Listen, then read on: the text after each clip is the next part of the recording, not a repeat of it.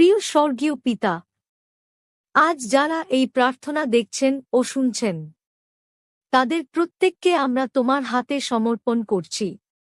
হে প্রভু যীশু, তুমি জীবন্ত, তুমি আরোগ্যদাতা, তুমি মুক্তিদাতা।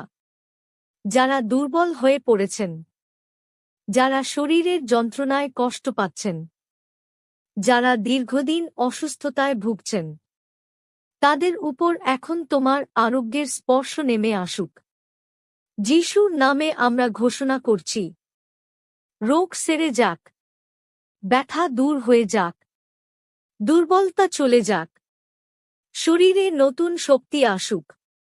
হে প্রভু, যাদের জ্বর, সংক্রমণ, ডায়াবেটিস, হৃদরোগ, ক্যান্সার, শ্বাসকষ্ট, স্নায়ুর সমস্যা বা অজানা রোগ আছে, তোমার আরোগ্যের শক্তি এখন তাদের স্পর্শ করুক।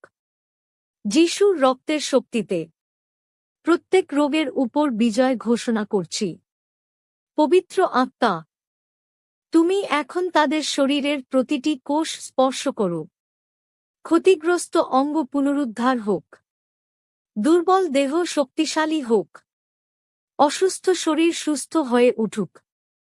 যারা মানসিকভাবে ভেঙে পড়েছেন, যারা ভয়, উদ্বেগ, হতাশা ও নিঃসঙ্গতায় ভুগছেন, প্রভুর শান্তি এখন তাদের হৃদয় পূর্ণ করুক। যিশুর নামে ঘোষণা করছি, ভয় চলে যাক, অশান্তি দূর হোক, হৃদয়ে শান্তি আসুক, মনে আশা ফিরে আসুক।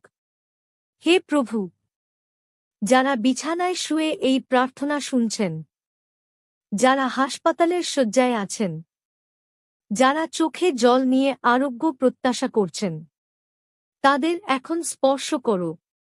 তোমার অলৌকিক শক্তি প্রবাহিত হোক, তোমার আরোগ্য প্রকাশিত হোক, তোমার মহিমা প্রকাশিত হোক।